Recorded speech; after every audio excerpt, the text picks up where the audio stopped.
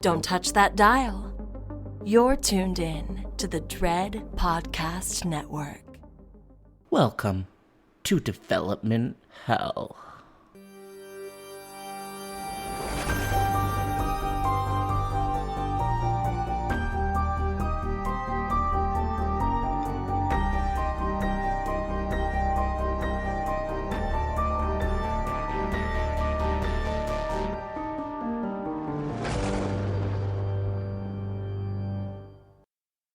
For every horror movie that hits VOD, countless others end up DOA.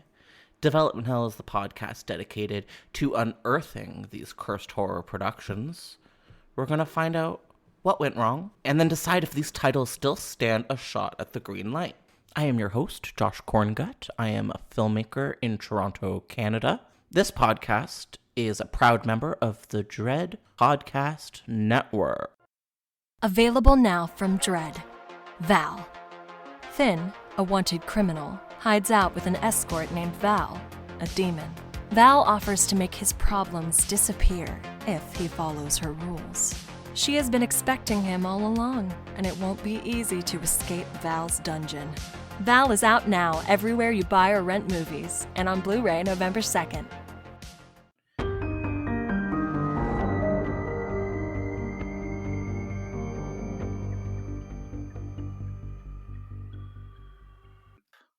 Welcome, everybody, to the fifth installment of our Halloween is Cancelled limited audio series. So this is our mini-series where we're tackling 5 or so canceled Halloween sequels to get into the spirit. And today we are on number 5. We're tackling Halloween Bad Blood. That's Josh Stolberg's Halloween Bad Blood. We have a very special returning guest star today. Welcome back, Jinx. How's it going? Hey, thank you so much for having me back. I really appreciate it. Now, I just wanted to ask right up top, is this going to be the last installment of Halloween is Canceled for the season? This is breaking news. I don't know. Maybe not. I want to keep it going till at least Halloween. I have a bonus episode banked. I'm just going to say it. It's a cute little Halloween Kills review with my friend Jules. Nice. But we may get another episode squeezed in. We'll see. Who knows how the cookie crumbles? Not me. But this may be the season finale, though. So everyone needs to prepare themselves just in case. Well, I just wanted to brace myself. I didn't know if I was going to be the guest that was seeing out this series. I'm already a little nervous that I'm following up Dunstan and Melton, which was a great episode, by the way. But I mean, how do I follow that act? I could lead in to Dunstan and Melton just fine. Like, that's okay. But now I'm following them up too. Like, that's a little bit of pressure, Josh. Oh, it's a totally different kettle of fish, you know? Like, it was a circus and a fun one. But you and I, we're like, we're the seminar. We're the University of Development Hall. It's a totally different thing. I don't know that I should ever be put in charge of teaching anyone anything, but yeah, no, I'm more the guy that hangs out at the university and just likes to chat movies with people once they're done with class. No way, Jinx. You're a prof energy. You may not know it, but I believe it fully. And I feel like I am too. I'm like the college prof, and you're like the university prof. And one is not worse than the other. You know what I mean? Like, two different worlds. I've got a beard. I think I have a corduroy coat somewhere. I'm sure you do. I'm sure you do. I love it. The Department of Development Hell. As I mentioned, today we are on Halloween Bad Blood.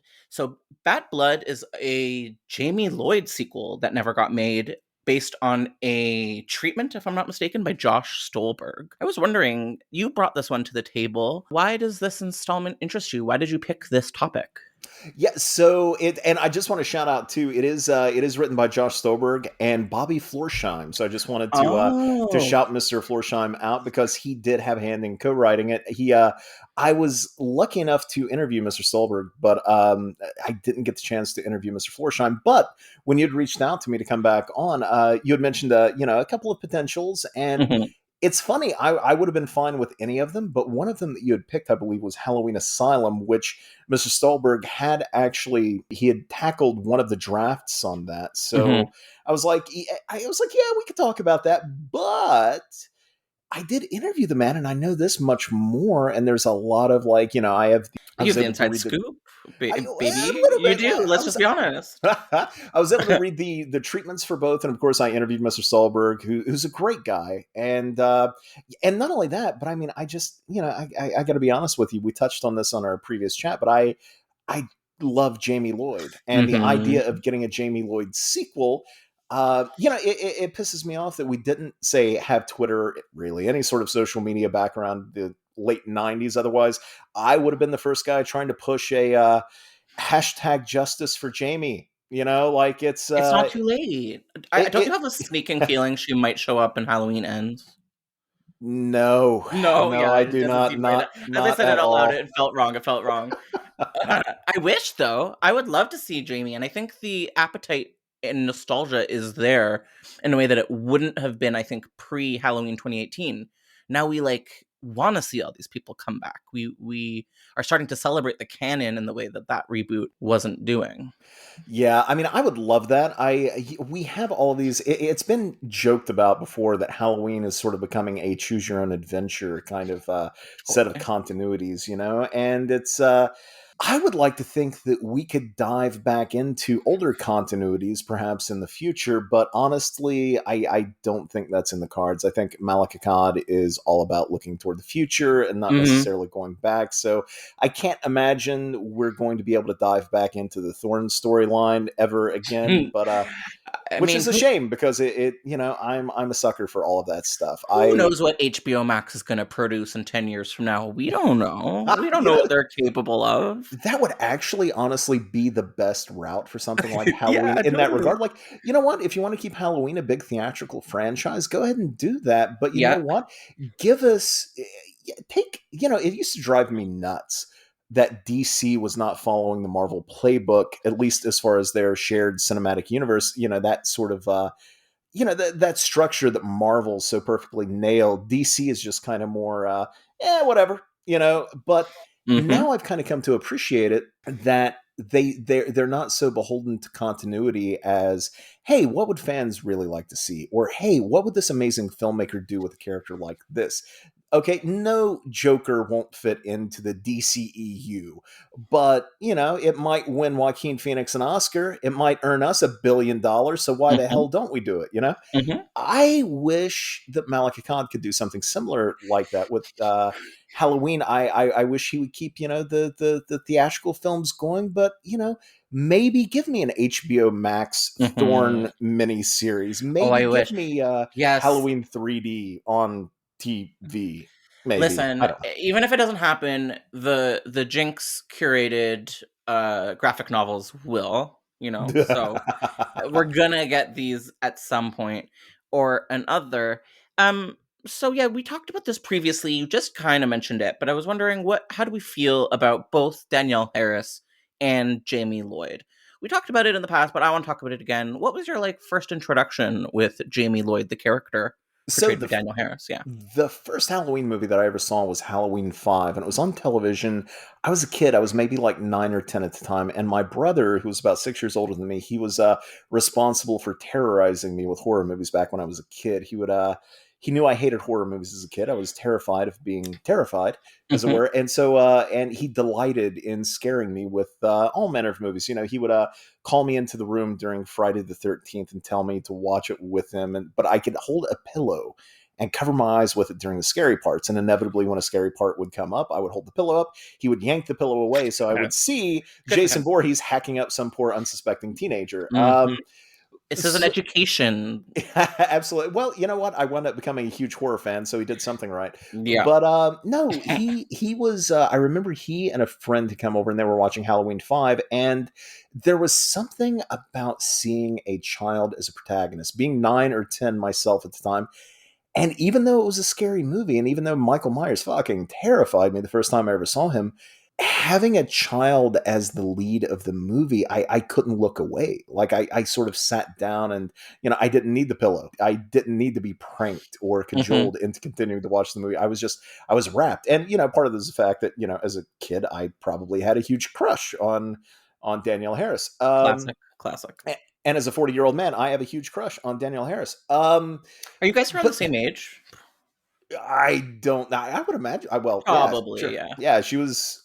what was she? She was like 9 or 10, I think, Uh-huh. when she did Halloween 5. So that tracks, I think. Late 80s. Yeah, but not only that, and I think this holds true to this day when you look at Halloween 5, and I eventually backtracked and watched, it's so weird. I watched the Three. Halloween franchise completely out of order. I watched 5, I backtracked and watched 4, and then eventually I got around to watching 1, 2, and then when I got to 3, I was like, what the hell? Liked it, just wanted to know where Michael was. You're not But alone. and it got to the point where I was such a fan, and once I really got into horror movies proper, I mean, I was the guy who would pester my local, video update or movie gallery or movie house to just get in all of the movies so I could rent them all and do movie marathons. I remember, and I would keep it running, man. I would prolong Halloween. Not only would I marathon Halloween's 1 through 5 at Halloween, no, I would also rent all 5 of them a month later and watch them during a long Thanksgiving weekend when I was off from Perfect. school, just because I Perfect adore timing. them. Perfect timing. But no, the thing that holds true, I think, for Halloween 5 and Halloween 4 is the fact that I think Danielle Harris, regardless of genre, forgetting the fact that they're horror movies, I think as a child actor, she gives one of the best performances in those movies that any child actor ever did, Oh yeah, period. even adult actors in this series, she's up against the She best. outshines them. She holds her own with Yeah. Donald friggin' Pleasance. I mean, how Oh hell amazing is yeah. that? Oh yeah. And so, no, I mean, I adore the character. I think it was such a smart idea to sort of ground the franchise at that point with a child. And then, my goodness, the filmmakers who cast her, like, what a boon for that franchise that they got her, because I think the work Mhm. that she did was just utterly fucking fantastic. Yeah, Halloween 4 was a real swing and not a miss, but a hit. Is a swing and a hit a saying? Because that's what it was. Yeah, swinging a connect, swinging a home run, I think, Swing and a home run. So I have a question for you, which is okay. So who is Josh Stolberg, and who is this other writer? Can you say his name one more time so I remember? It was Bobby Florsheim, I believe, and I hope I am pronouncing it correctly. I remember how it looks on paper, and it was a question mark to pronounce. So thank you for doing that for me. I know that Josh Stolberg had his hand in writing the Prana 3D remake, Sorority Row remake, Spiral, Jigsaw, all of these modern horror movies. I was just wondering, how did he get involved with the Halloween franchise to start with? So I believe it started out as a pitch. He had been writing on Sabrina, I believe, back in the 90s. The And animated series, right? Or was it also the live action one?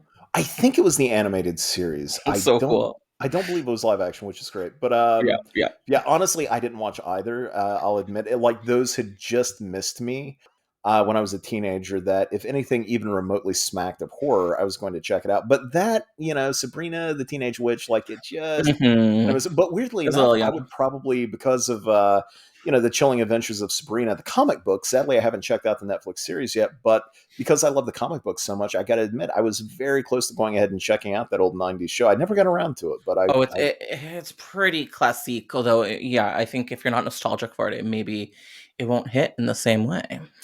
I hear you. No, I get it. But yeah, Josh Stolberg and Bobby Florsheim, they were called in to pitch to Mustafa Akkad.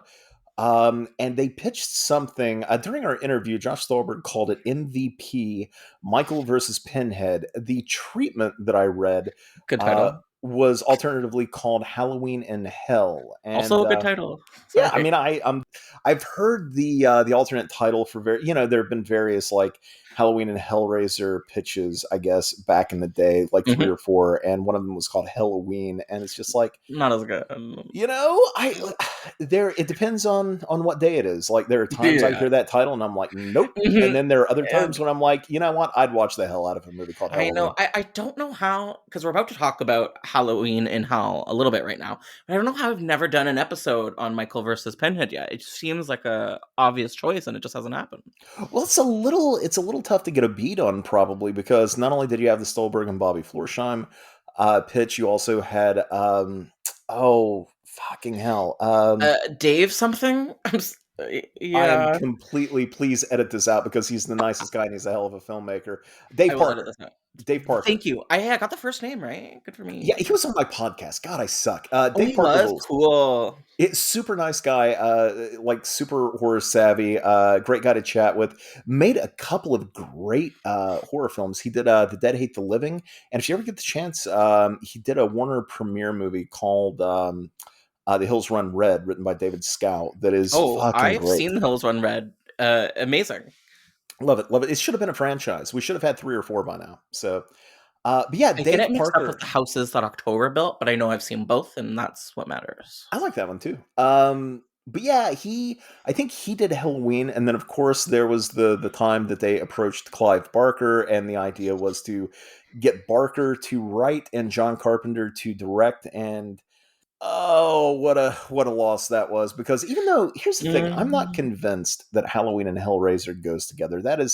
That is not chocolate and peanut butter to me necessarily. I love both, Mm-mm, mm-mm. but I don't know that they belong together. But you put Barker and Carpenter on the job, I think they would have given us something pretty great. But it didn't happen. So Two, or maybe it was actually your Phantom Limbs article about this item. But I think I read that Halloween in Hell sort of involved a survivors group of final girls, including Kirsty from Hellraiser and Danielle Harris's character Jamie Lloyd from Halloween, as a sort of support group for final girls, which yes, is interesting because that will play a role in the title that we're talking about more specifically today, Halloween Bad Blood.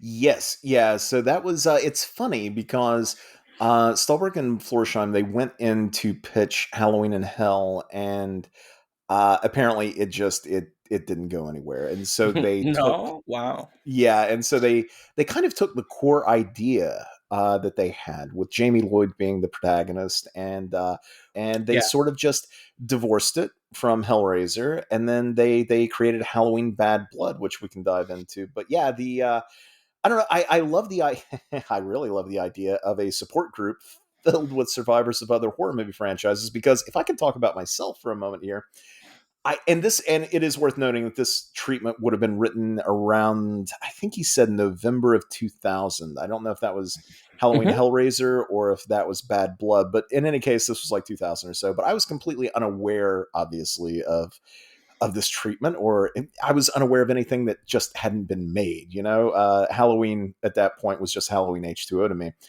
In 2004, Fangoria did this. It was kind of a contest called the Blood Drive. They had already put out one DVD compilation. What it was open to all horror filmmakers to make a short horror film and to send it into the Blood Drive. This would have been for the Blood Drive 2, and basically they would get judged, and then if you had a winning entry, it would go onto a DVD compilation that was branded like Fangoria, and they did 2 of them, right? Hmm. I entered in a short film that I shot for the Blood Drive 2, and it was called Support, and it revolved around a support group for victims of movie franchise serial killers. Whoa. So we started with a young woman who was attacked by essentially a Jalo killer in a black leather coat, black gloves, black hat, who nearly kills her. She lives.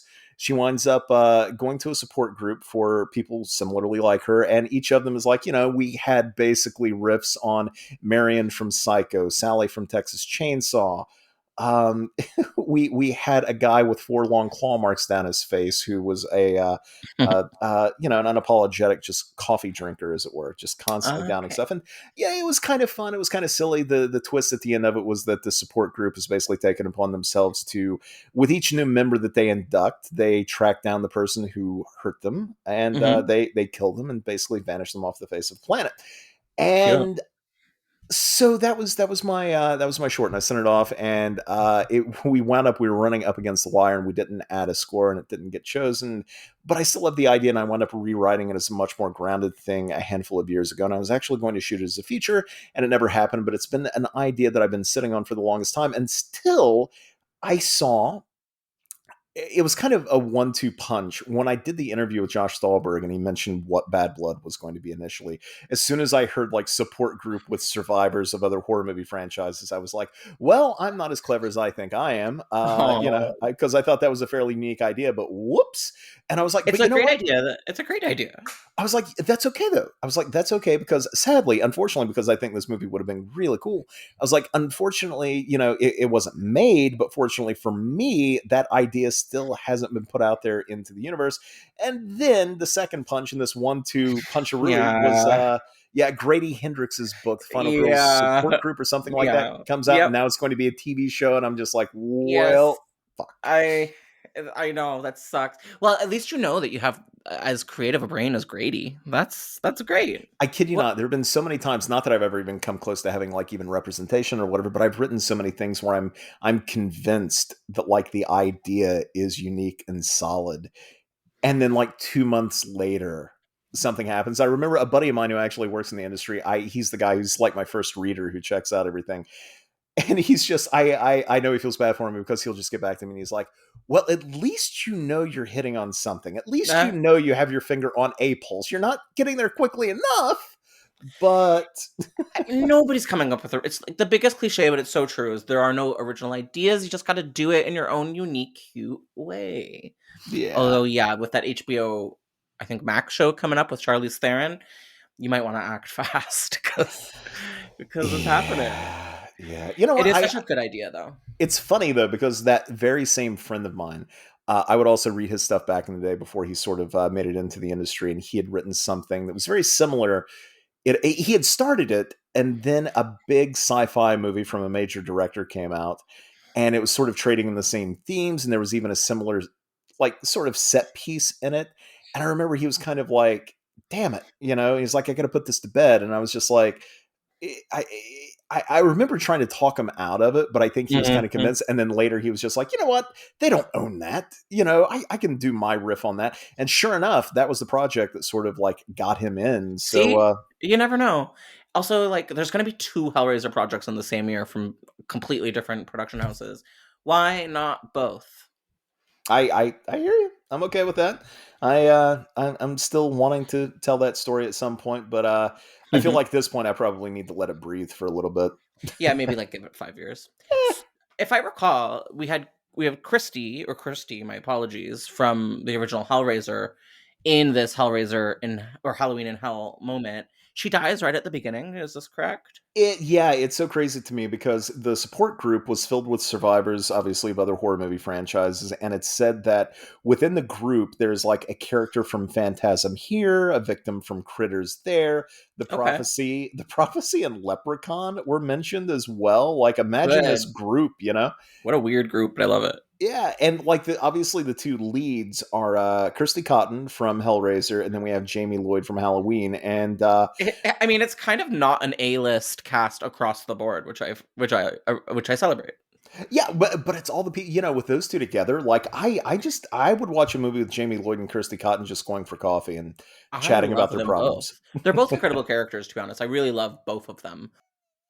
No, if I'm wrong, say it. Let me have it. You know what? My love for both may cloud my opinion on this. I'll be Mm, diplomatic. he's partisan. He's partisan.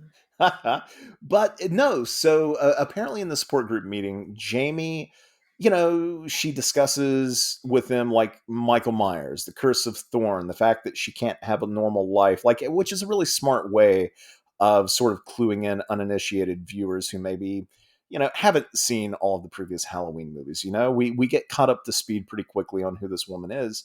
And the meeting ends. The survivors head out into the parking lot, and Michael Myers attacks. Kirsty Cotton, which I love this idea that Kirsty Cotton from Hellraiser steps in to save Jamie Lloyd from Halloween. But Michael, as you mentioned, kills her. He stabs at her, but she has the Lamar Shawn puzzle box, the lament configuration in her hands. Mhm. But the force of Michael's sort of stabbing, it shoves the box into her chest, and she dies. And I got to tell you, part of me would have been very, very upset that Kirsty sort of dies unceremoniously in this movie. And yet another part of me cannot help but appreciate the fact that Stolberg and Florsheim were sort of, unwittingly or not, playing into a trope in the Halloween franchise, which is in the first act, you tend to have heroin, unceremoniously offed. So yeah, he was, they were just writing into that. And yeah, from there, Jamie escapes. She is hit by an ambulance. She's taken away to the hospital as Pinhead arrives to look over the fallen Christie. I said Christie. That's horror We're movie gonna make jail this for me. mistake. Sorry, everybody. Yeah. You know what? It's not even. I know better. I know it's Kirsty Cotton, but there's something about it. I look at the word and I'm just like Christy. I can't say Kirsty. Kirsty's impossible. And then put the word cotton at the end of it. How dare you, Clive Kirsty Barker? Cotton. Kirsty Cotton. It's actually the best character name of all time. Also the worst character name of all time. How does Ashley Lawrence not have a line of horror movie T-shirts called like Kirsty's Cotton? I love it. Or like fancy underwear. Like Fruit of the Loom. Yeah. Just damn it. We got a picture. We have ideas. But Kirsty, as Pinhead arrives to look over her, her dying words to him are, "You never got me." And Pinhead is furious. Her soul was his, so he's determined to take another soul in her stead. How come he can't just take her, in your opinion, though? Like, she had to have fucked with the box for him to be able to grab her? I think so. Going from the previous movies, I think he always played fair with her.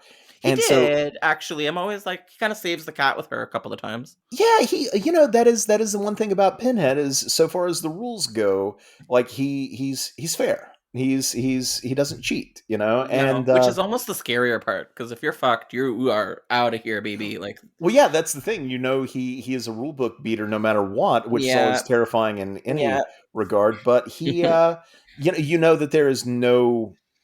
Well, I can't. Well, in a way, there is no sort of reasoning with him, except that's exactly what Kirsty does in Hellraiser. She strikes a bargain with him. But yeah, I guess the idea is that Pinhead, and we can kind of go from that moment at the end of part 2. There's that respect between them, and there's that weird sort of. There has to be slash fiction out there. There has to be like fanfic with the two of them in it, but no, I think Pinhead just kind of wanted her. And as a result, the way she dies heroically, and she dies not opening the box. And so I think he's kind of forever lost her. And as a result, I think he's just kind of pissed. And let's be honest here, I think he's kind of petty. He's kind of petty about it. Yeah, he's petty. He's petty. He's like, you know what? Shape, Michael Myers, you're going to take mine. I'm going to take one of yours. So rude. Meanwhile, Pinhead and Michael are kind of on a collision course with Jamie Lloyd stuck between them. Michael wants to kill her because of the Thorn Curse. Pinhead wants to take Michael's prey from him by taking her instead.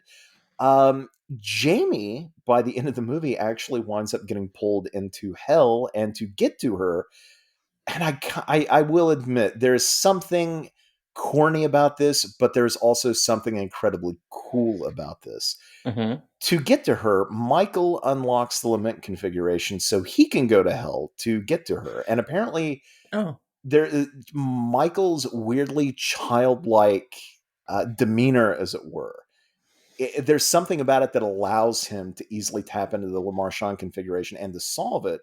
So he goes to hell. And Jamie and Michael are both tortured by the Cenobites until Michael pulls free and begins slaughtering them. And I love it. Michael and Pinhead go at it. Michael uses Pinhead's chains against him, pulling pins out of his head. Yeah. Some pins out of his head. He drives some of them further in. Poor Pinhead would have looked like hell by the end of it. Yeah. And as they're doing that, they're just sort of, they obliterate the landscape around them. And Jamie escapes with the help of one of the transfused survivors, who we'll get to. And each of them kind of use lament configurations in their own way to escape. And this is kind of what I love.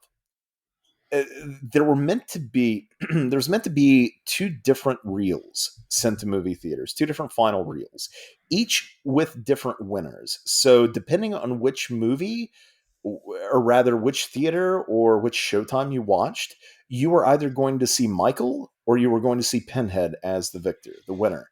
And given whoever it was, that would be the character that would come for Jamie and her friend at the end, just before they're sealed off forever. Oh, cool.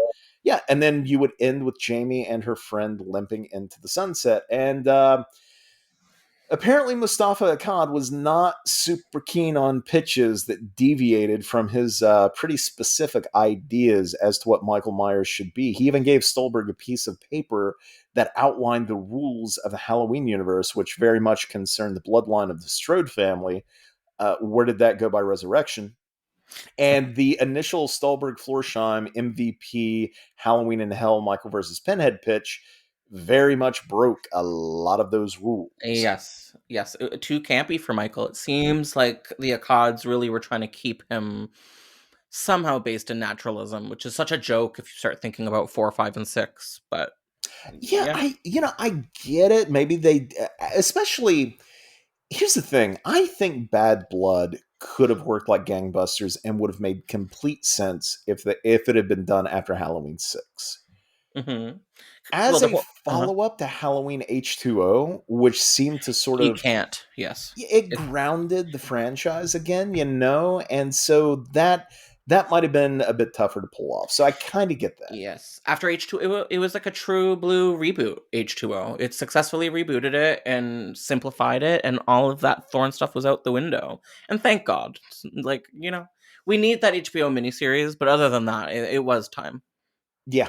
Yeah, and it's funny, Stolberg noted that he'd originally wanted Jamie Lee Curtis back as Laurie Strode in the lead. So their Really? version of MVP and their version of Bad Blood actually would have been Laurie Strode in the main role. But Stolberg and Florsheim were told that Halloween H2O was her last film. Yes, she was. I feel like she was vocal about that at the time. Yeah, ha ha Yeah. ha. Yeah, I know. Because What a joke. right after she does the opening of Resurrection, which I just hate. I I know. hate It's it so not much. for you. It's not for Jinx. We have to respect that, everybody. And we do. I hiss. I cat hiss at It's that. gross. It's disrespectful, to say the least. Yes. I know. But yeah, no. So with Laurie out of the picture, but Akkad still wanting to stick to the Myers Strode bloodline, Jamie was brought back into consideration, which I thought was really interesting, and it would have been.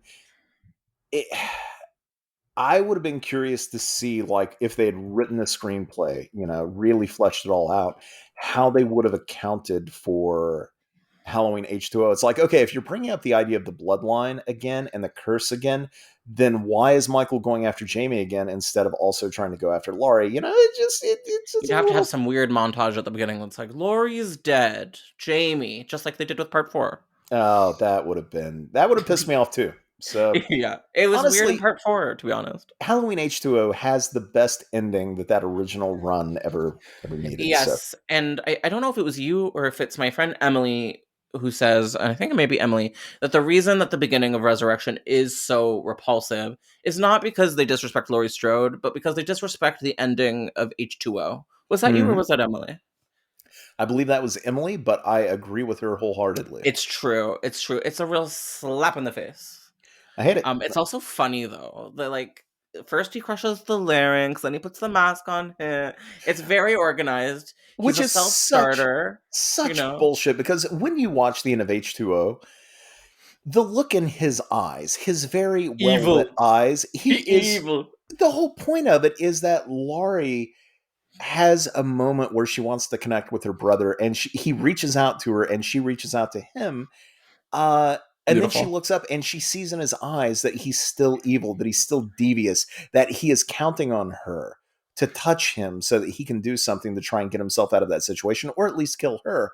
Yeah. It is not like an EMT with a crushed larynx reaching out to her in that scene. No. I mean, you know what? Yes, it was. According to canon, it was. We have to respect canon.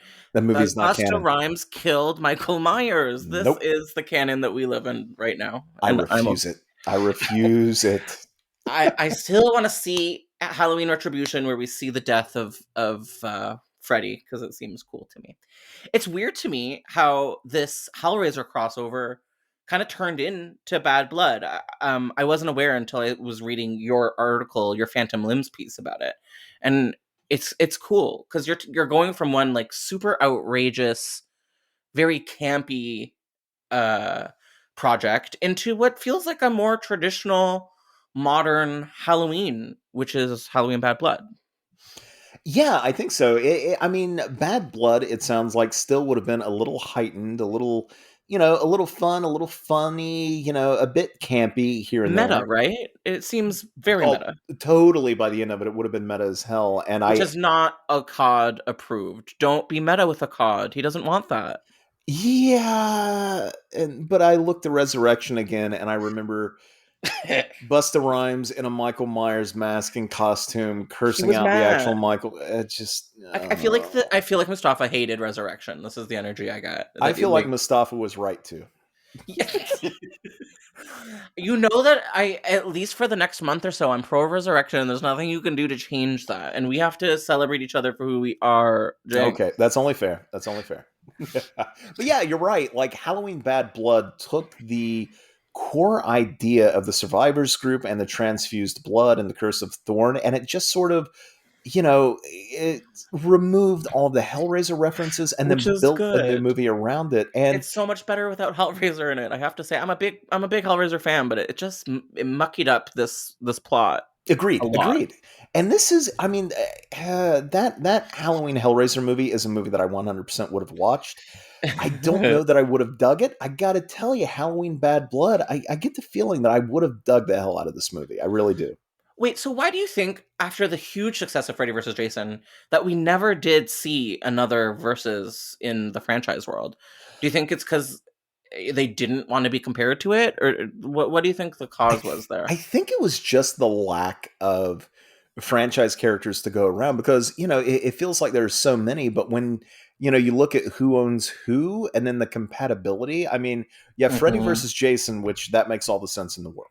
Yeah, So Dimension looked at their properties and they were like, Halloween Hellraiser, how about that? And when it's you the have, closest you get to like being a maybe. Yeah. yeah, I mean, definitely, I would agree with that. And at the same time, like, I completely understand why Malik Akkad was like, I recently interviewed him and he talked about that. It hasn't gone up yet, but he mentioned, he was like, I was always a hard no on that. He was like, just Yeah. absolutely not. And I get it. They want to protect their Good. character. They want to protect their brand.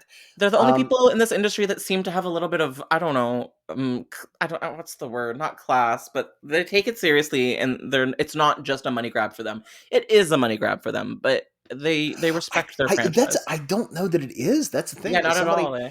Somebody said, and again, having interviewed him, like he, obviously, with his father having passed, Mhm. you get the sense that he respects the legacy of the character and the franchise, and that he's trying to do his best. And he even admits, when I did the interview with him, he was like, look, we're always trying to stay true to the character and stay true to the franchise. And he was like, we don't Cool. always get it right. And he was like, but we're But they're always trying. trying. They are, and you can tell that they are. And every once in a while, they really do get it right. I've always thought it would be really amazing to do like a documentary on the Akkads, because there's so much interesting stuff that goes down, and 100%. the way that like their own family line kind of mirrors the whole like family bloodline part within Halloween. It's like this family didn't have that many film franchises that were recognizable, or film projects that were recognizable, but Halloween was sort of their big property, and it's such a family themed property. I don't know, I feel like you could get some poetic back and forth in a doc. I think that's a great approach for a Halloween documentary that would show us something that we haven't seen that often. And plus, it's funny. I just found a documentary on YouTube. Somebody had cut together, I think, Daniel Farron's home videos from the set, and they, cut it together, put some narration. It's actually quite good, but there was just a lot of footage of Mustafa Akkad on set, and he seemed like the coolest guy. Like he seemed like just this warm grandfatherly type, He sounds and cool. He sounds a little scary, like you take what he says very serious. Like, you don't want to disappoint him, and I feel like it's possible to disappoint him. well, it was nice to hear that, unlike Phil Rosenberg's script for Halloween 6, he did not throw Halloween Bad Blood across the room after he read it. That we know. So I would like to think he didn't. I feel like, I don't know, the bar was kind of on the floor, kind of, but Yeah, yeah. Well, I mean, if we eventually got to, okay, no, I'm not going to do it. I'm not going to knock Resurrection again. I'm going to move on. I respect you. Be diplomatic, Jinx. Just rein it in. So no, but I honestly, yes. So I think Bad Blood. One, I think that title would have changed. I get the feeling, even though it is, I mean, it does totally refer to what's happening in the story in a really fun and clever It's way. such a good title, in my It is. opinion. It is. I just can't see it as being like, they, there was something almost like hammery about the subtitles that the franchise had up until that point. You had the return of Michael Myers, the revenge of Michael Myers, the curse of Michael Myers, H2O. Totally. It's like, oh, what? Yeah, it's clearly something has changed. And Bad Blood has that really like modern feel. Yeah, bad. Yeah, I get that. I would have preferred them, keeping on with the more luxurious subtitles. Just the blood of Michael Myers, something like that. I like that. Yeah, much like MVP, Bad Blood opened in Chicago. It began with a support group, very much like the one from MVP, except it wasn't all final girls or survivors from previous horror franchises. It was just a group of folks, and like Jamie Lloyd was really the only final girl of the group in this version, which again I think goes towards sort of grounding this version of the story as opposed to the more heightened one that we got before. We don't have Leprechaun and Prophecy survivors and Critters survivors here. So, yeah, this one, Bad Blood, was the one that was written around November of 2000. So it was before Resurrection, but it was far beyond the point of Halloween H2O, which, Halloween H2O retconned Jamie out of existence. And also part 6, where she was killed in both cuts. So, Which makes me think, why did they even think to bring her back? It doesn't seem like something that ever would have flown. I don't know. I do love the idea that Stolberg and Florsheim had figured out how to account for the death in 6. They kind of did it in 2 ways. Early on, we find out that Jamie is, pretty badly scarred up. And, so obviously there have been many battles that she and Michael has had that we haven't been privy to. And presumably she was meant to have just survived part 6, except, that would fly on its own, I think. And maybe I'm getting ahead of myself. I'm sorry, but there is an explanation as to why we saw Jamie Lloyd killed in Halloween 6, and yet she's running around here, and it involves. Well, yeah, I don't think I know. Oh, okay. I'll surprise you with it later on because it's pretty great. Because it is neat. It's a cool idea later on that's kind of revealed because the entire time, horror fans would have been like, "Now wait a second." I saw her destroyed with a farm implement. And this was before we were used to retconning. Like, it was not a thing yet. Yeah. Oh, yeah. The uninitiated viewers back then would have been like, what the hell? Yeah, much like in the previous movie, or rather the previous treatment, MVP, in the support group, Jamie notes how long it's been since Michael tried to kill her. And it's something like she has it down to the hour, like 7 months, so many days, so many hours. And she describes the thorn curse, Michael Myers. She points out that she hasn't been able to have a life. She can't have a relationship because Michael keeps hunting her down and killing anybody around her, until she can escape him again. And it's at this point in the story that there's an abusive husband of one of the support group members. He pops up with a knife going after one of the members, presumably his wife, and Jamie sort of, she takes matters into her own hands and disarms him, which shows that all of her constant fighting throughout the years has honed her into a pretty effective ass kicker, as it were. Totally. It kind of gave me a little bit of Your Next energy. Yeah, totally. Which would have been so cool to see Danielle Harris in that kind of role, which we do eventually see her kind of in that role anyway with Mary Beth in the 2 Hatchet sequels. Yes, and she kind of looks like, what's the lead from Your Next? Do you know her name offhand? Sharni Vinson. Do they look alike to you, or is it just me? I could see it. I could see the. You know what else Danielle Harris kind of looks like to me is the lead from Sorority Row and the Town That Dreaded Sundown remake. I think it's the same person. Do you know who I'm talking about? So I think it's Brianna Evigan in Sorority Row, and I think it's. Oh my god, it's 2 different people. It is 2 different people. Oh no! the town that dreaded sundown was. She's a very good actor. She was so good. And I forget her name. That's awful. I'm so sorry. Okay, well, at least you knew it was 2 different people. It's very important because I could have been in a lot of trouble. So I'm going to look her up as. It's brunettes with bangs. It's like it's hard to know. It's hard to tell them apart. And talking about a great movie, The Town That Dreaded Sundown remake is better than it had any right to be. I just watched it this weekend, and I loved it. Except for like, if it wasn't for the ending, which I'm not a fan of, I think it would have been kind of a classic. You're right. It's funny though. That is, the original Town That Dreaded Sundown, and equally kind of ends with that sort of maddening tease. It's like, well, what's going on here? What's the deal? What's happening? Yeah, it wasn't. I feel like it wasn't rewarding enough, and it didn't make any sense. But I just loved it, and I love the whole mythos that it depends on from real life, but also expands upon. It's very Ryan Murphy. No, totally. Which I really love some of his forays into horror. I really do. I know it seems to be hip as hell to knock him sometimes because not every Not if you're season me. of American Horror Story is sterling. But I'm like, you know what?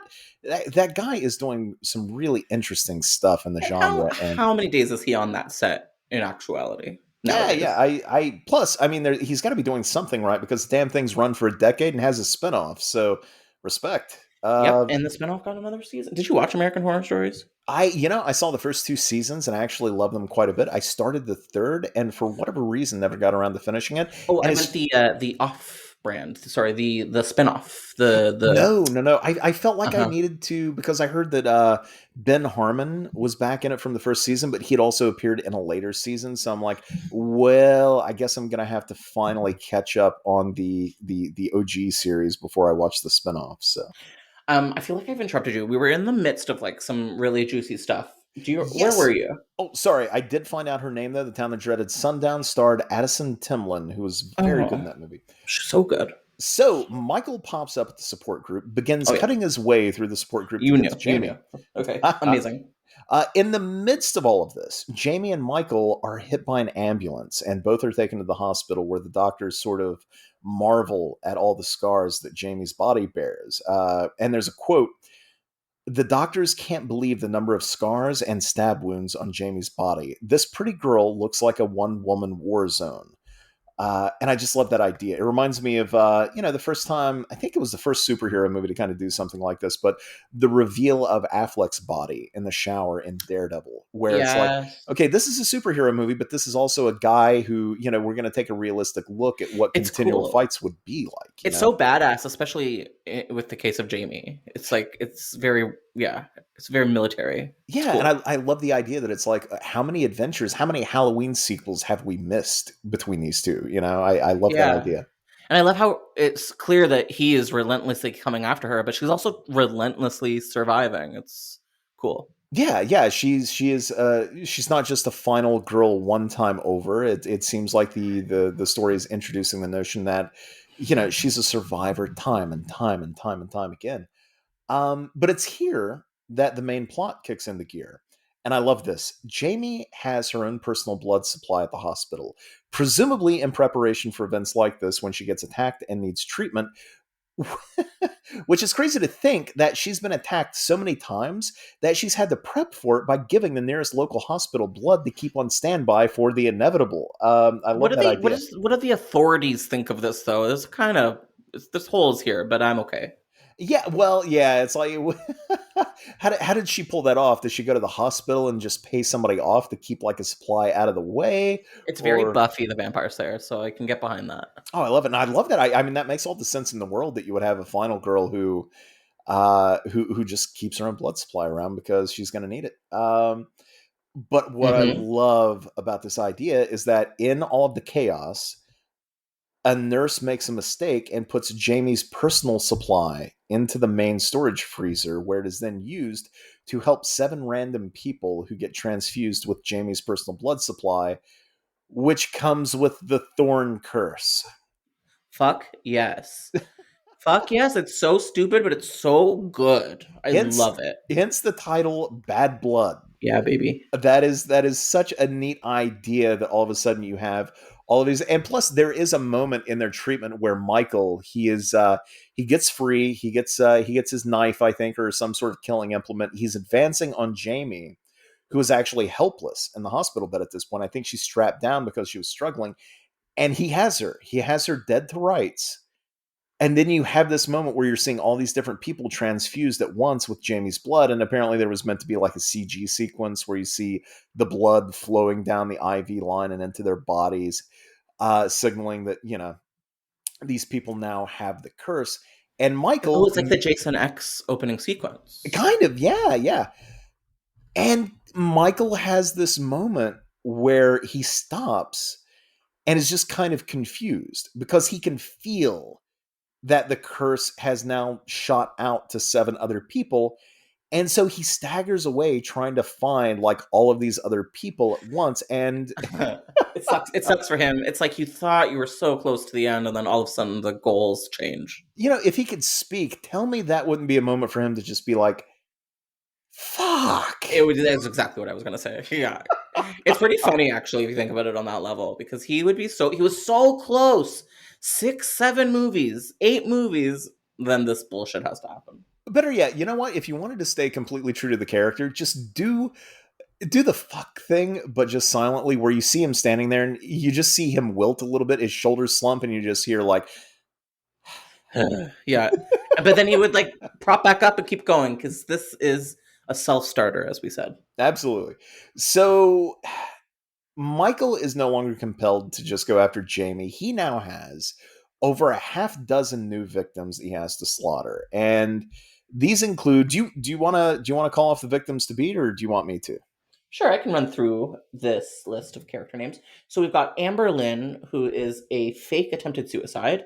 We have Betsy, which is a 10-year-old tomboy with cancer. We've got Ed, which is a goth vampire wannabe who sneaks into the hospital and drinks Jamie's blood supply. Gross. We have Leon, a badass stuntman who winds up in the hospital after an onset injury. Uh-oh. We have Sheila, a plastic surgery addict socialite. We have Berger, hemophiliac. Gus, a 24-year-old student who suffers from severe OCD. And then last but not least, my favorite character, we have Horace Merriweather, an eccentric serial killer enthusiast whose gothic house is home to an extensive collection of items related to Michael Myers' exploits. Love it. Yeah. And I don't believe he doesn't get transfused, I don't believe, but he is definitely like one of the major supporting characters in this story. Who would you cast? Who would you cast as Horace? They said, Stolberg said, like, well, actually, I think it was in the treatment, think Steve Buscemi, and, All right. I can't top that, so... That's good. If it was today, it would be like some 30-year-old that's like hot, but like with glasses on. It would either, you're 100% right, it would either be that, or it would be like something fan servicey, like you would get Robert Englund in the role, or if this was 1998, absolutely. which I would be okay with. I think that would actually be pretty cool. Wishmaster is my favorite movie, so me too. Yeah, Wishmaster is so good. Did you just see Peter Atkins, the guy who wrote Wishmaster? He is publishing his original screenplay for Hellraiser Bloodline. No, which is yes, I did see this.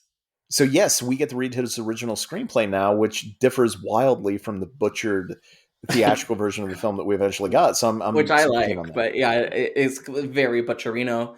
You know how like there's like 5 subtitles that is interchangeable in all horror movies? I feel like Bloodline actually would have worked pretty neatly for this one. Yeah, Halloween Bloodline. Yeah, no, that would have fit. Like a cute direct-to-video sequel that like had its moments. Yeah, that's totally what this movie seems like it would have been. And that's not a knock against Stolberg or Florsheim. It's no knock on the story, which I think totally could have been theatrical. But this seems like this was the kind of era where Dimension was starting to transition all of their major franchises to direct-to-DVD or direct-to-video, so huge time. It was when direct-to-DVD was a huge, or just even becoming a huge market. And as you know even better than I do, they were really starting to investigate direct-to-video items for the Halloween franchise, including Two Faces of Evil, which actually sounds pretty good and did turn into H20, if I'm not mistaken. Yeah, I think that would have been cool. And I think we probably have the Accounts to thank for keeping the franchise theatrical. I think they were probably, that was probably one of the many issues that the Accounts and Dimension had when they were wrestling with ownership over that franchise. But I'm glad the Accounts. Well, they were right, because it destroyed Hellraiser for so long. Because we got like 20 years of unwatchable Hellraiser movies. Well, Okay, fine. Hellworld was incredible, actually. no. I think I talk about it every other episode. I probably said it to you. I like Hellworld. It's so funny. I will give Hellworld this, and please, I want it on the record that this is the only thing that I'm giving Hellworld, is that it is a beautifully made, very well cast movie for what it is. Like you can tell they put, that's the thing about those early 2000s like Dimension movies. $7 million, right? Like they put in something money. stupid. Like, yeah, you would now those movies would get like a $500,000 budget. Yes. Back in the day, they Yes. pumped millions into them. They shot them on Millions. film, and they like I gotta say, Hellraiser Inferno from Scott Derrickson, I dig it. Not bad. Not bad. Hellseeker, which is essentially the That same. was Scott Derrickson. Oh wow, funny how things turn out in the end. Inferno this was a couple of years before he did The Exorcism of Emily Rose, and probably about a decade before Sinister. But and then we had Hellseeker, which brought Ashley Lawrence back, which I think is a lot of fun. We have Deader, which is I think fun. I think Deader's okay. I've always just been very confused by the title as someone that hasn't actually seen it. So it revolves around the cult, basically. It always does. Yeah, and then we have Hellworld, and then we have Hellraiser Revelations. Which, I know, very sad. It's truly a very dark, upsetting moment in horror history. And then there's Judgment, which I think is pretty cool. I like the history. I like the background story. It's inspiring.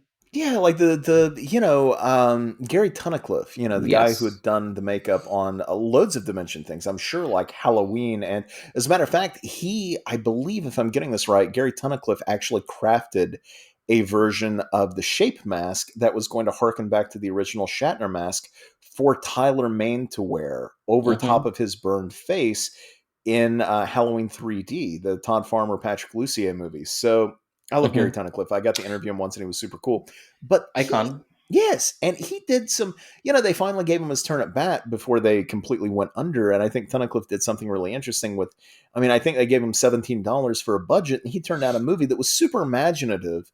The Stygian Inquisition I thought was a great idea. It had a great kind of grimy look to it. Some of the cop stuff didn't work, but I think he showed incredible promise as a storyteller, and I wish he had been given another turn at bat. Yeah, with some real support behind him would be nice. Give him a $500,000 budget. I think he would have murdered. Did he not even get that? Was it like $250,000 or something?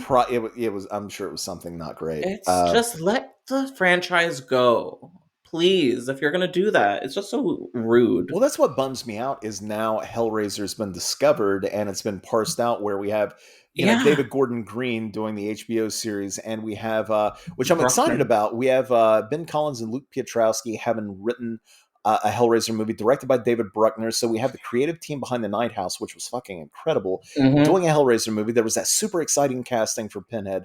Yep, Jamie Clayton. Yes, everything is going right for that movie. David Gordon Green doing Hellraiser, I'm not so sure about, but I'm willing to wait. Is it going to happen? Is it going to happen? That's what I keep asking. I'm not convinced. What bums me out about all of it, and I don't want to, as somebody has pointed out about other things online, and I think they're right, I don't want to second guess any creative team's decisions, and I'm willing to see them out and check anything out. But what bums me out is, we got the movie and we have the HBO series, and I haven't heard Gary Tunnicliffe's name anywhere. No, and this is a man who worked on that franchise for nearly 30 years. Yeah. So it's like, what? Come on, just bring him back.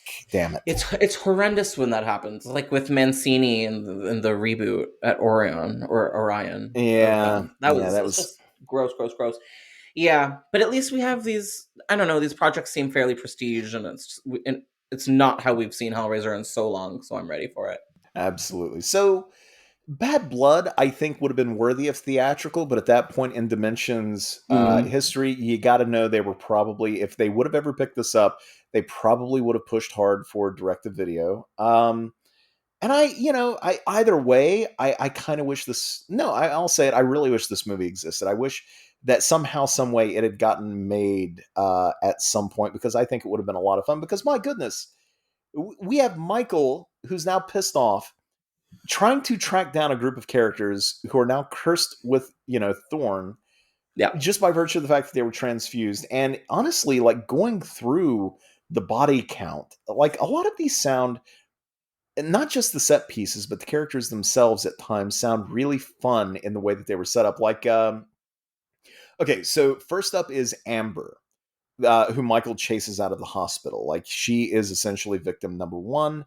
He goes after her, and there's a twist on the scene in the original Halloween with, near the end, where Laurie is running from house to house and she's screaming for help. And, the lights turn on and then they turn off. And you can tell that people are ignoring her because they don't think that she's actually in trouble. Amazing. There is a twist on that sequence where this Amber character is running around. She eventually, Michael's almost on her, and she's like, "To hell with it." I think she grabs a brick and she breaks into somebody's home. Michael comes after her, and Amber gets killed, not by Michael, but by the shotgun-toting homeowner who thinks that she is an intruder. Genius. So she gets killed by the homeowner, and then Michael kills the homeowner right after, which I think is, it's kind of genius. It's kind of fun. It's anti-gun violence. Then we have blood-drinking Ed, who sees Michael, tries to befriend him, thinking that he had met him at a Rob Zombie concert or something. He tries to convince him to join in a vampire bloodletting ritual.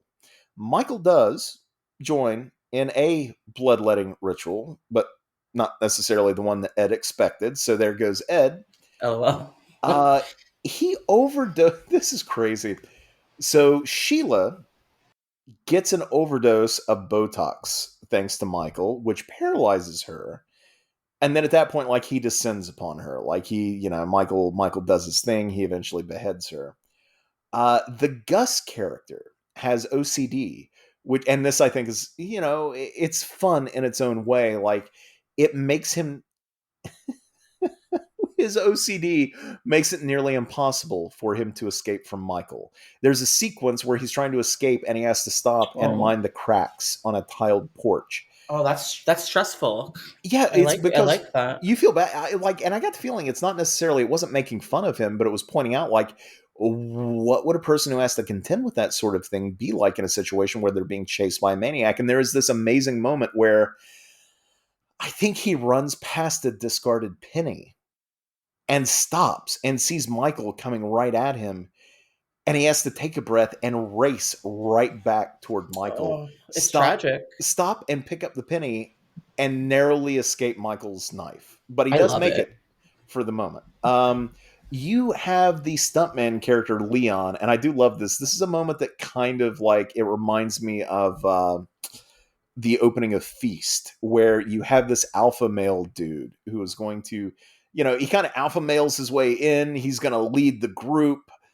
And 8.5 seconds later, the treatment says he gets cut up by Michael. So literally, he has his big Sam Jackson giving a speech in Deep Blue Sea moment. Yeah. And then Michael kills his ass, which I love. God, I love Feast, by the way. Feast is great. So good. I like that movie quite a lot. I'm still waiting for Project Greenlight Season 3 to hit DVD.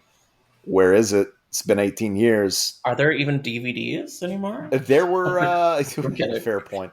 There were, it bugs me, it makes me twitch because there were DVD compilations of Project Greenlight Seasons 1 and 2. So, could they not give us one for the horror season? Damn it, Where's Vinegar Syndrome at? Yeah, that's pick it up. You joke, but maybe, Yeah. I could throw that out to him. There is Betsy, who you pointed out in the earlier version. She is a 10-year-old cancer survivor. She's kind of a tomboy. And I love it. Again, you have the idea of a character with OCD trying to escape a slasher. In Betsy, you have a cancer survivor who isn't afraid of dying. So I love the idea that Stolberg and Florsheim are taking these characters and they're sort of tweaking the archetypes and the tropes to be like, well, what would it be like? Let's look at different people and how they would react in a situation with the slasher. What would a badass alpha male who's proud of himself look like? He's probably the guy who would be cocky and get his ass killed straight away. Mhm. The OCD guy, would have trouble escaping by virtue of like trying to contend with OCD. We have a cancer survivor who, doesn't give a shit about dying. So how is she going to react in that situation? Then, on top of all that, there's the character Burger, who is a hemophiliac who could die from a paper cut, now having to run away from a masked slasher. Like, that's a great idea. It's so clever. All of these are just so good. So you mentioned Horace Merriweather. Let's go ahead and think Steve Buscemi or 90s Robert Englund. I don't know. Uh, Mhm. who he and Jamie know one another. And Jamie sort of believes that Merriweather's home is kind of her safe haven. And from the treatment, quote, we also find out that Horace and Jamie share a symbiotic relationship. He has paid Jamie for Myers' artifacts in the past, allowing her to live on the lam. We even find out Horace was the one who Oh. helped Jamie, and this is the major thing which I love. I don't know that I would buy it, but I love the big swing. We even find out Horace was the one who helped Jamie change her identity and find a decoy, although it resulted in the death of her doppelganger, actress J.C. Brandy. Yeah. Unquote. In a conversation between Jamie, Horace, and Betsy, the trio realize the connection Jamie has to all of the blood transfusion recipients, and therefore understand why Michael is now targeting numerous potential victims. So we have Jamie, we have Betsy. At this point, Gus and Berger headed along to Merryweather's as well, and they get killed. So we're down to Merryweather, Jamie, and Betsy. And unfortunately, Horace bites it. So that's very sad that Merryweather. I would just feel sad if Steve Buscemi got stabbed to death by Michael Myers. I don't know why. Me too. It makes me sad to think of. It's how Ghost World ended. I flashed The Sopranos, the end of season 4, when Tony kills Steve Buscemi on his porch. It's like, did you have to do that? Spoilers, God. Okay, it's 18 years old. So Merryweather is dead. The climax finds Jamie and Michael alone in the now deceased Merryweather's collection room, quote, where he stores every weapon from the Halloween movies, unquote. I Yeah, and this is love where this it gets idea. meta as fuck. Is this the first It's time it gets super meta? No, because he's obsessed with Michael Myers. yeah. We had already started tiptoeing toward there, but then now with the climax, Jamie and Michael Myers are doing battle. They're wielding every weapon they can get their hands on. Quote, it turns into an all-out slasher fest between a badass Jamie and Michael as they go toe-to-toe. This is what we've been waiting to see. Jamie is obviously well trained, her whole life spent preparing for this moment, unquote. Mm-hmm. The story at this point also brings back the connection, the telepathic connection between Jamie and Michael that we saw in Halloween 5, which allows the two of them to have kind of a sense of what their opponent is going to do. So not only are these two well-trained killers in their own right, but they can kind of anticipate what the other is going to do before it happens. So I think the idea of having that, like the attack and counterattack, Mm-hmm. just be kind of wild, between the two of them. I think that's so much fun. And but weirdly enough, Jamie is saved by Betsy ultimately, who uses the heavy farm machinery that dispatched Jamie's double in Halloween 6 to subdue Michael before Jamie ultimately finishes him with the first butcher's knife that Michael ever used. The Cute. treat It's so much. I mean, it's just fun. It's very fun. The treatment concludes, quote, the original butcher's knife that started it all will be the instrument that will dispatch Michael to his death, and Jamie and Betsy limp into the sunset, unquote. End of treatment, end of Halloween Bad Blood.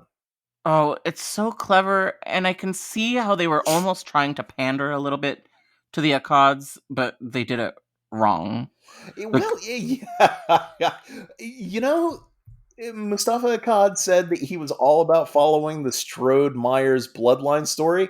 Tell me they didn't do that. Like they oh, they did it. They did it, and they did it brilliantly. It has like a Freddy versus Jason energy. Very fun, very that's like fast paced. Here's the thing. I don't think Halloween Bad Blood, and I'm not just talking about like honestly, I think Danielle Harris could still lead a movie, obviously, as this kind of ass kicking character, and I wish she would. Mm-hmm. But I just mean, like, I don't think Halloween Bad Blood could exist in 2021, 2022, 2023. I just think that it's not the time yet to be revisiting that. We've gone through the Yeah. 70s revival in the early aughts. We've gone through the 80s thing, about 5 or 6 years ago. We're currently in the 90s, sort of reliving all of those movies and that level of style, that we had back then. Rob Zombie movies took place in the 70s? Is that what you just said?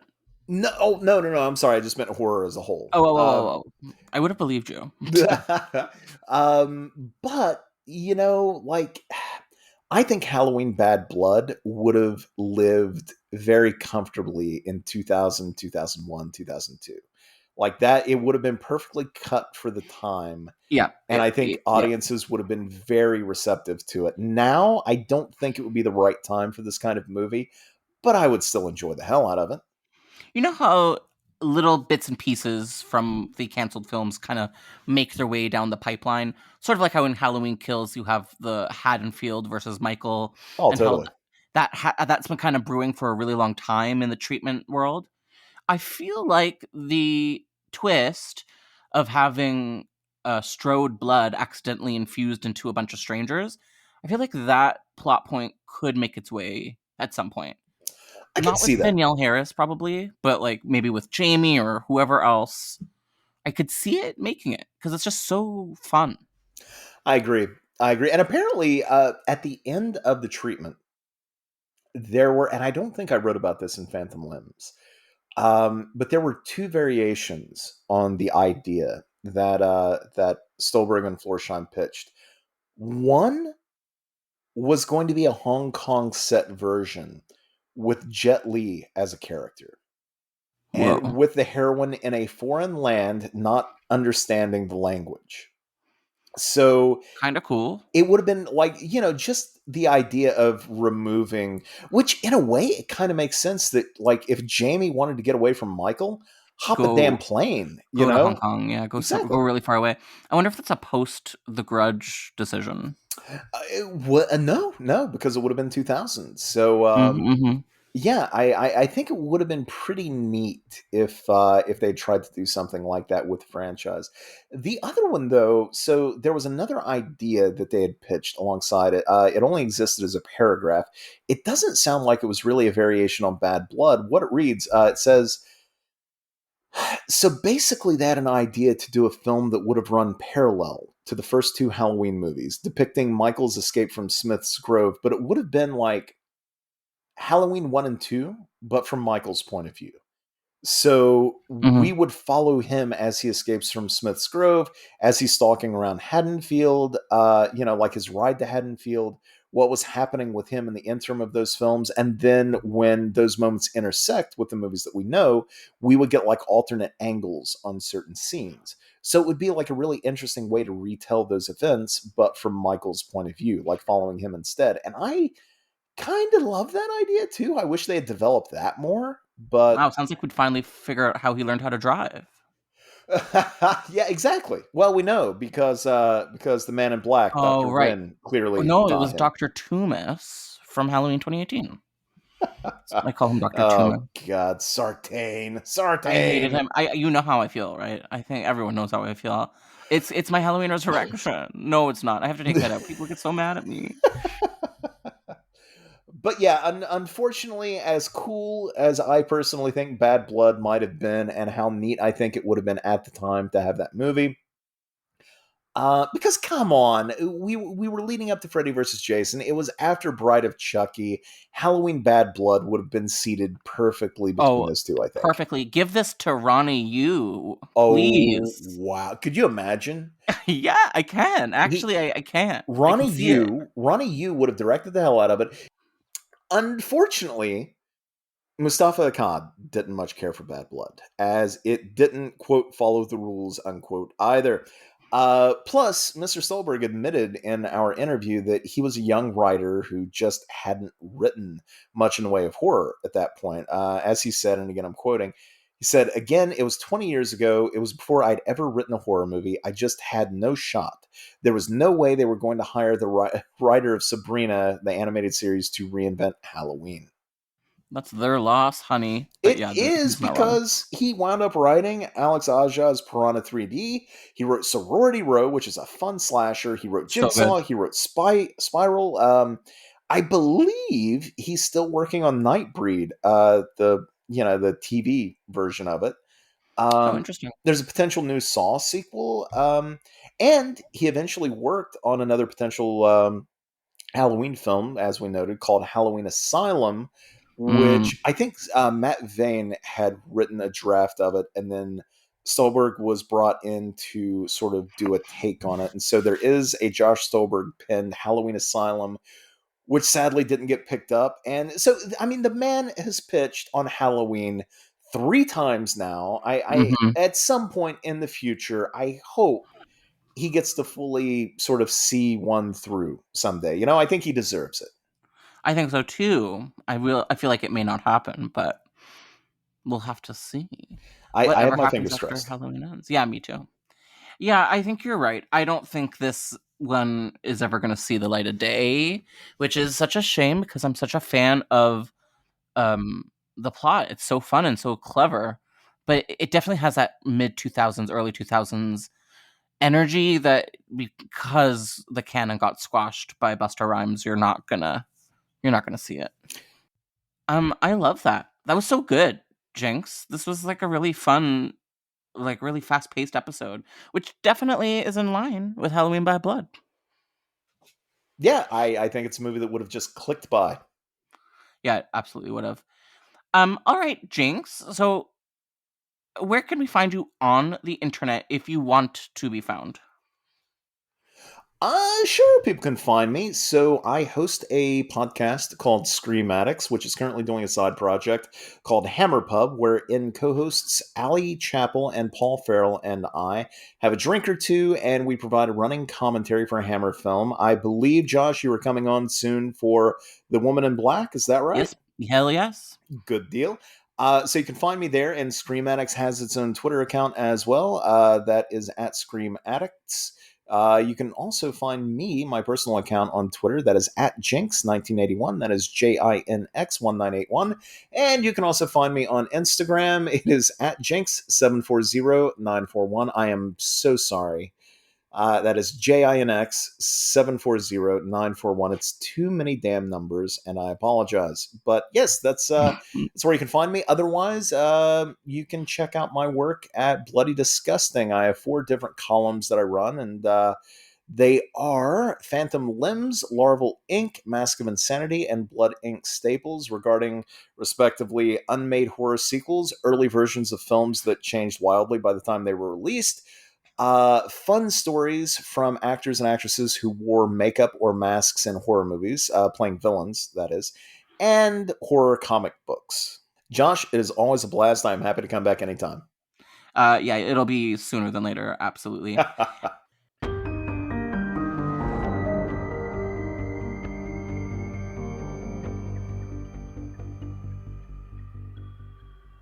All right, well, thank you so much for listening, and we'll be back with another episode of Development Hell.